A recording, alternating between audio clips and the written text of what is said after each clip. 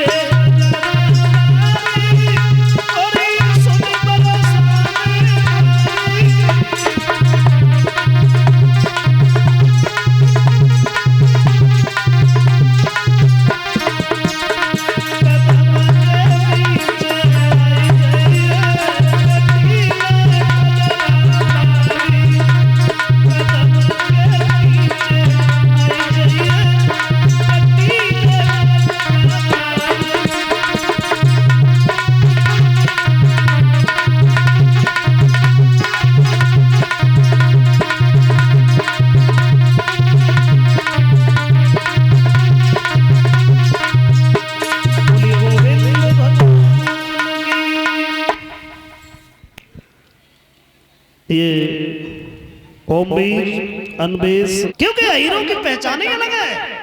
कैसी? तो बोला है कंस विक्रम कि निशाने पर लगे जाकर उसी को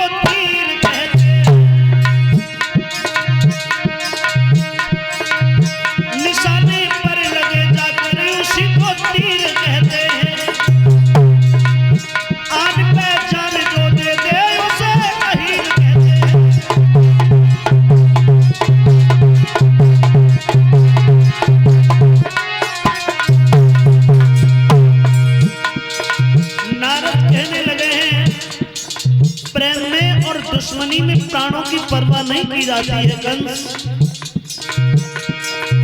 और ये दोनों काम कोई बहादुरी कर सकता है, हर किसी के बस की विषय नहीं है ये। मतलब तो बोले सुनो,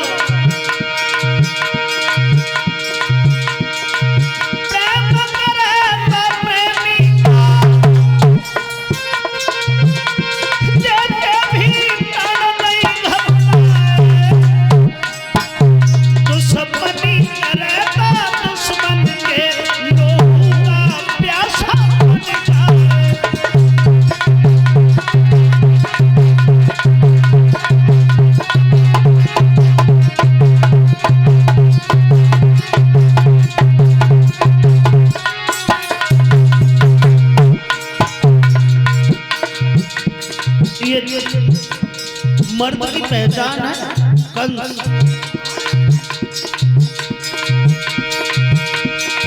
और सुनो, मर्द कौन है? कभी किसी का एहसान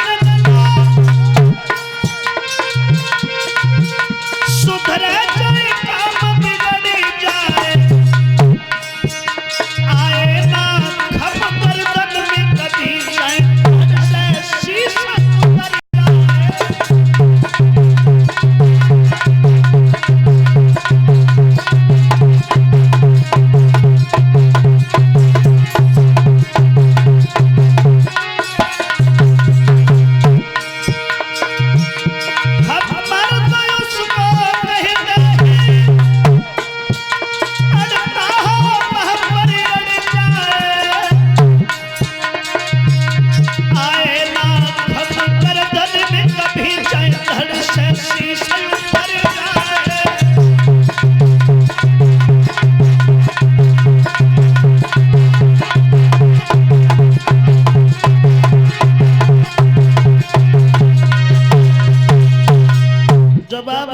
तुम इसलिए मेरी बात मानो,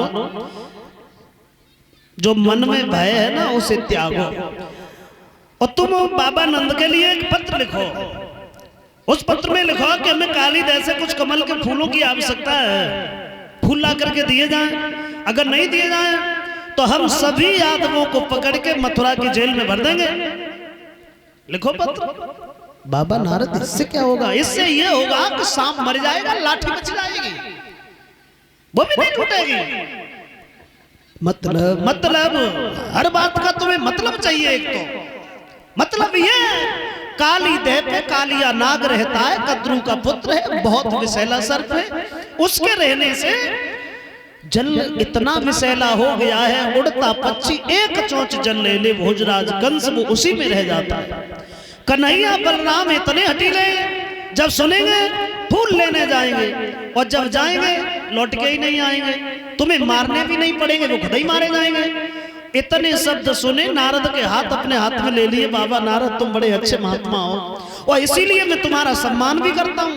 न तो न जाने हमें जन्म से ही महात्माओं से तो घृणा है, न जाने कितने महात्मा पकड़ के मथुरा की जेल में डाल दी, लेकिन तुम्हारा सम्मान करता हूँ इसलिए क्योंकि तुम सबका उद्धार चाहते हो।